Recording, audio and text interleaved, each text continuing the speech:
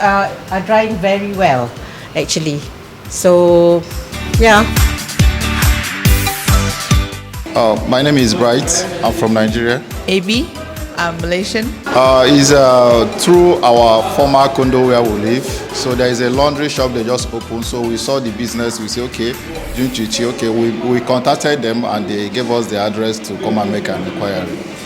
Because we see there is an easy way to maintain, that we don't need to stay here to monitor. So the service is actually fully provided. Don't need to employ somebody to monitor it for you. Through the camera CCTV, you can monitor it, and it's also something that you can do it yourself. You don't need somebody to do it for you. You don't need to go outside to do your laundry. It's just at your doorstep. You just come down and you do it. And you don't need somebody that can assist you. So it's everything, you just do it yourself. So you don't need very easy to maintain. And JOMCUCI is always there to assist you on the maintenance.